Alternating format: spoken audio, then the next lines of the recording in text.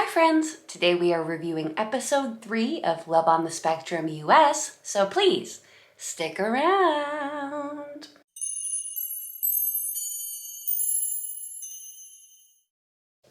Hi friends, my name is Claire and this is my channel, Woodshed Theory. Here, I make content about what it is like to live as an adult on the autism spectrum and whatever else feels good to me, so if that sounds good to you, or if you're feeling particularly gracious today, and I hope that you are, please go ahead and click the subscribe button, ring the bell. I almost forgot to mention that I put out videos 3 times a week. Click the like. Thank you to all the new subscribers, and interacting with my video really helps me, so thank you. Folks, we are back with episode 3 of Love on the Spectrum US, and there is a lot to talk about, so I'm just gonna get straight into it.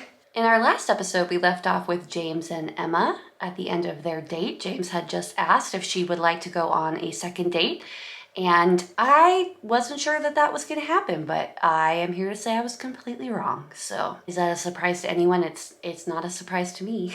So when we pick up, he has asked her out to a second date and she says yes, she would like to get to know him better. He also asks if he can shake her hand and she said that they can actually hug. He asked if she feels like that's appropriate. She says yes. So he gives her a small hug and then gives her a small bow as he backs away. I thought that was very sweet. And I'm just so impressed by the men on the show so far being so polite and accommodating to the women that they're with. He then asked if he could walk her to the train station to get home and she says yes. So all in all, this date was a touchdown. Wonderful job, James. I wasn't sure when she said that she would pay for half of the meal if that meant that she wasn't interested in him romantically. In neurotypicalese, I thought that is what that meant, but I was wrong. So I think she was just being her own person, and I think it taught me that I need to be more open-minded. So I thought that was interesting. Also, Emma says but before she answers, and they leave on a cliffhanger, so I thought that that was going to be like, but just as friends. But it seems like that's just the way that she speaks. That's her vernacular. Before she says something new, she usually says, but ... So yeah, again, I can't assume. Later we pick up and James is at home with his parents. He is talking to them about how he feels like the date went really well, and he shows them a picture of him and Emma. They look super cute in the picture together. He talks to them about the hug, and they both seem pretty impressed with that. They, at this point, his parents are being super typical parents. They're not necessarily goading him. I'd say that they were doing a healthy amount of parental teasing, trying to get more information about the date and kind of just seeing how it went for him. But I don't know. Anytime I've talked to my parents about dates, they've kind of... I feel like it's normal for your parents to tease you a little bit. You can tell that James is getting a bit upset with his parents for teasing, and that seems like it continues on throughout the series, so I'll be interested to see how that goes. But I think it's fairly typical for parents to tease you about how dates went. I remember the first time I ever got kissed and I came home like super giddy and red-faced, and my mom was like, what happened? What happened? And I was so embarrassed. So yeah, makes sense to me. The next time we see James, he calls Emma to set up their next date. He does a great job on the phone. I feel like everyone on the show so far has done a good job on the phone. And if you don't know this about autistic people, it's really hard for us to be on the phone. You don't know when it's your turn to talk. You talk over people. What do you say? It's mostly small talk. Freaking sucks. So he did a great job on the phone. He invites her to go to the Ren Fair, which is a special interest of his. She asks if he's going to dress up, and you can immediately tell that she has hit on a special interest because he goes into great detail about what he's going to wear. I myself have never been to a Ren Fair, but I've always wanted to go and dress up, so I was super interested in this part. Lots of autistic people are interested in the Renaissance, so Anyway, the call goes well. They set up the date. The only other thing I wanted to mention is it really seems like his parents are always standing around. And I can see that they care about him, and I'm not sure if it's because they're filming, but it does seem, and he mentions this, that they're trying to micromanage him. Like immediately they start giving him advice about what to do and what not to do. And I know that they're trying to be helpful, but it isn't actually that helpful. It just makes James more nervous, especially when he's getting constant feedback from his dad. I can see that James's parents really care about him and they really want him to do well. And obviously James has been living with them for a long time, so they're very invested. But I do agree with James. They need to take a step back, let him do his own thing, let him figure it out on his own. It's kind of weird to me that they're always standing around in the background ready to like talk about what happened. Like, ooh, he was just on the phone with a girl. Let's talk about it. It gives me the idea that they don't think that he will ever be apart from them, if that makes sense. And I don't think that that seems to be what James is hinting at. He seems like he'll want to be independent and live alone or with a woman someday. So something to think about. Next, we meet back up with Kailyn. She's just finished up her speed dating and she meets up with her friend for ice cream to discuss how it went. I'm sure this was planned because it's kind of weird to me that like your friend would be in the same park to eat ice cream with you right after your dates, but okay. So they discussed the dates, especially my favorite of all the dates was when the guy says, "It was so nice to meet you, Tori," and they laugh about that. What a bizarre thing to happen. Like, totally get your name wrong even though you're wearing a name tag. Anyway, obviously she's not interested in dating him, which is probably good. The thing I did find most interesting is they talk about if she disclosed her autism during the dates, and she says no. She does discuss with her friend a bad experience that she had when she dated or went on a date with a firefighter and brought her service dog.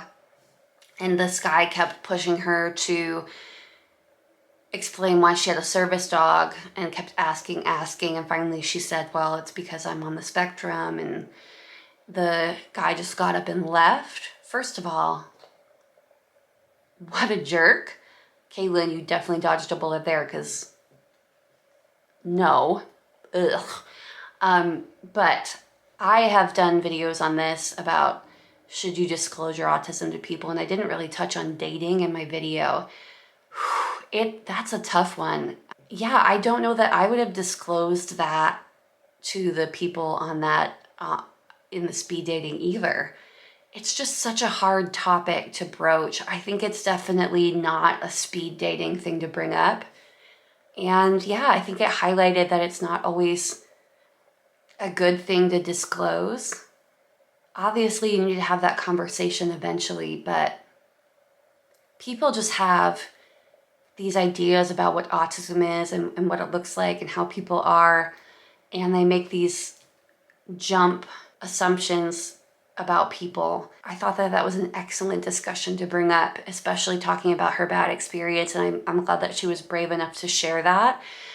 I was married before I knew I was on the spectrum, so I hadn't had this experience and I hadn't really thought about it, but especially being somebody who doesn't present in a more noticeable way as autistic, what a difficult thing to have to broach. What a difficult topic to have to broach with someone. So the only other thing that happened is that she found out that she matched with Peter and she's really excited. So I'm excited to see where that goes. I hope they go on a date because they look like they'd be a cute couple. All right, now we go to the date that we've all been waiting for, Danny and Solomon. And first we see Danny. She talks about dreaming of marriage and running a company with her future spouse. Then we jump off to the date with Solomon. First of all, I want to know where this date was because it was gorgeous. They're at a castle, they have a picnic, there's gardens, there's a koi pond. It is so beautiful, very dreamy, as they say in the description of the episode. You can definitely tell that Solomon is nervous to see Danny. She looks beautiful as usual. They're walking around this beautiful place and having a discussion. They talk about the roses in the rose garden, and Danny knows all the different types. And they discuss that they both love research. At that point, Danny asks Solomon where he works. He says that he recently started working at Ralph's again, which is a grocery store. I felt that as soon as he said that, Danny was like, maybe taken a little bit aback. It wasn't what she was expecting to hear, so I felt that that was interesting. So then they sit and have a romantic picnic. Danny teaches Solomon how to pour a glass of champagne and open the champagne. They flirt, they compliment each other. She asks if he's interested in getting his degree. He says yes, that he just finished his associates and wants to go get his bachelor's.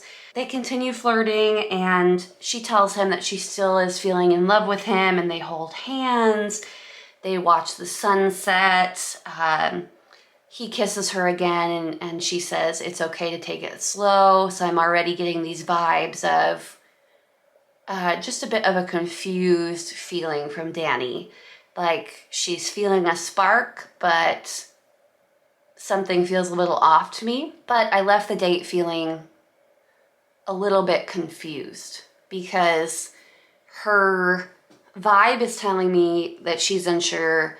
Her words are telling me that she's super into it. I'm not sure what to think. So the next time we see Danny, she's talking to her family about how she thought it went.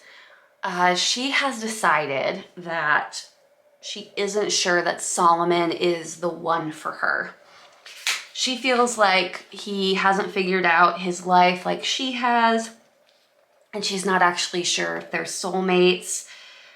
She asks if a Dear John letter is acceptable, and her family says, no, you really need to call him and tell him how you feel. The next time we see her, she calls Solomon to tell him that she doesn't feel like they're a good match. She's super nervous about making this call, understandably. And then they close the shot. We don't see Danny again for the rest of the episode. I could do an entire video on this whole thing, but I won't. So in short, I feel bummed for both Danny and Solomon because I know as an autistic person, and I know I've said this in other videos, I have been this person who's like jumped straight in and thought to myself like, wow, this is going so well. This is the one, kissing on the first date, and just going straight along with feelings when maybe I should have taken a step back in the moment and said, let's get to know each other a little better to see if we're a good match in the long run. Because you can definitely tell that they have that spark, right? Danny and Solomon, obviously, they're two romantics and they seem to vibe well with each other. I think Danny can't get over this feeling that she has that they're not actually a good match in the long run. It's hard for me. Did she call it too soon? Maybe, but it doesn't talk about how long it's been that she's had to think about it. When Solomon picks up the phone, he says he hasn't heard from her in a while, so I don't know. I'm interested to see what Solomon says. Maybe he thinks they both got caught up in the moment too, but I understand how something like this could happen, and I hope that both parties take it as a learning lesson. I don't know about the entire situation. That's what makes it difficult. I'm interested to hear what Solomon has to say about the situation, if he's going to be upset or just accepting of it. I'm sure he's going to be a little bit bummed because he seems really into Danny. Next, we just check in with Abby really quick. She's hanging out with her mom, and David calls to speak to Abby, asks her on a date to go to a place called Lion, Tigers, and Bears, which I'm assuming is some sort of wilderness park. It is sweet to see her mom take a step back and let Abby handle the situation herself. That I appreciated, but maybe she didn't have to be in the same room. Give her a little bit of privacy. I don't know. It does seem like her mom is really involved with her, and she's really excited when she hears that they're going back out on a date, and she's already saying that she's excited to start planning the wedding. Obviously, I think that's a little bit soon. Too soon? Calm down, Mom. It's gonna be okay. Let them go on a few dates first before you start planning the wedding. Next we meet Steve, and Steve is 63 and he's only been diagnosed for a few years. First of all, so far Steve is my favorite. He just seems like such a sweet person. Something that I don't talk about, but I saw in the background that he had like a book or a picture, and that his theme for himself for 2020, I believe, was to be present. And I don't know if it was 2020 or 2019, but that was also my theme for the year, Steve. So we're obviously kindred spirits in that way. So nice to meet you, Steve. I'm interested in learning more about Steve. He talks about how he has been recently diagnosed, that he's been single his whole life. He's obviously doing okay on his own. He's very into his family. He shows all these pictures of him and his family. Talks about how he was close to his father. I love that he eats a different meal in each chair, but he does kind of highlight that he's a lonely person, that he does get lonely and he'd love to be in a relationship with someone. So I'm really rooting for Steve. I'd love to see him find love, find a relationship. He talks about wanting to try online dating, but knows that he won't be able to do it on his own. In comes his assistant of 2 years. So my question to Steve is, did you get an assistant to help you with things after you found out that you were autistic? And was it because you found out that you were autistic that you thought that an assistant might be helpful to you? These are the things I'm interested in, not necessarily the romance. So please let us know, Steve, more about this assistant situation, because sometimes I feel like it'd be really helpful to have somebody to help me. They spend the afternoon getting his dating profile set up, getting some pictures for his dating profile, and when we leave them, they have already gotten a message from somebody, presumably about a date. So I'm so excited to see Steve's journey. I really, really, really love that Netflix included someone who found out that they were autistic later in life. I think that representation is so important. The only thing I'm missing and that I'm hoping for is that they'll add somebody who's nonverbal, because the nonverbal community in autism is just as much a valid part of the community as the verbal. So I'd hope that they'd include that, but I don't know if they will. The final person that we see for the day is Subodh, and he is just the sweetest.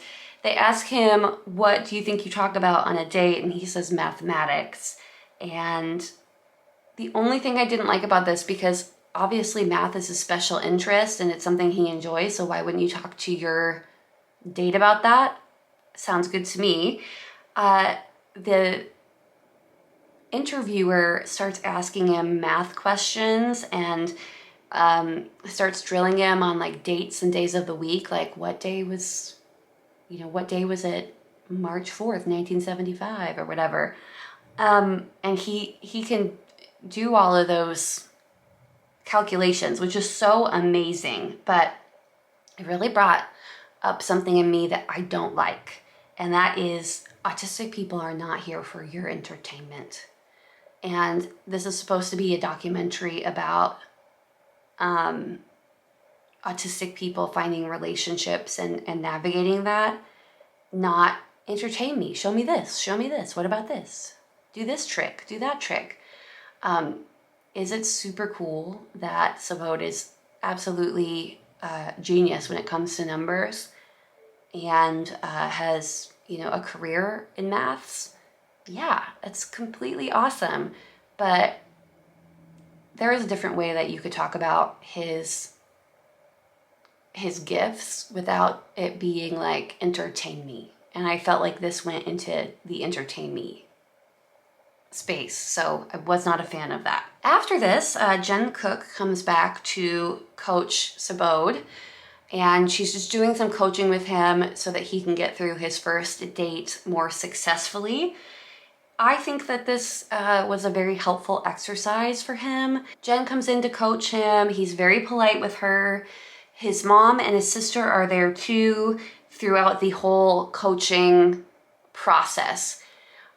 I thought that this was sweet. I think Subodh, obviously, it appears to me that Subodh does need extra support, but I do agree with Jen. I think she gets into this later, that he is going to have his family take a step back if they want him to start dating and start making some mistakes on his own. Like, he isn't always going to have them there as support. I thought that that was a very good point. So he does a great job through the training or the coaching session. Obviously, it's awesome that he's got such a supportive family, and I think that there's a tendency with higher support needs to want to step in and be super supportive for things like this. But as far as dating goes, you know, he is going to need some time by himself with another person without his parents there. It's just a hard balance. So I'm not saying anything bad about his family. I think his family are amazing, supportive, wonderful. I'd love to meet them. The last that we see of Subodh is him going on his first date with Rachel. She looks beautiful for her date. I think that they did a great job on their date. It was both of their first dates. Rachel has Down syndrome, and they both do a great job of interacting with each other. Rachel definitely understood the assignment as far as conversation, and she's super good at asking questions to Subodh about what he likes, dislikes. Subodh does a great job going back and forth with her. I think that the date was extremely successful. He is super polite with her and gives her flowers, asks questions. When he is struggling with pieces of conversation, he asks to change the subject. I think that he did a really good job for his first date. We don't get much further than this in their date, just knowing that they had a good conversation and that it seemed like it went well. I'm interested in hearing more from both of them on how separately they felt the date went. And I'm hoping that they'll go out on another date, because it seemed like they enjoy each other's company. They were obviously both super nervous. Who's not on their first date? And it's a blind date. That's really hard. So I'm excited to see where it goes from here. And I'm just really proud of them that they were both brave enough to, number one, go on a blind date, and number two, do it while being taped. I'm interested in hearing how things go with Danny and Solomon, how Solomon's gonna react. Yeah, I think it's gonna be super interesting. What about you? What did you think about this episode? How do you think the series is going so far? I knew it wasn't gonna be perfect. I knew eventually things were gonna happen that I didn't agree with, so that's fine. Let me know in the comments what you think. I'll be back soon with the next episode, episode 4. I hope you have a great day, and I will see you next time. Bye!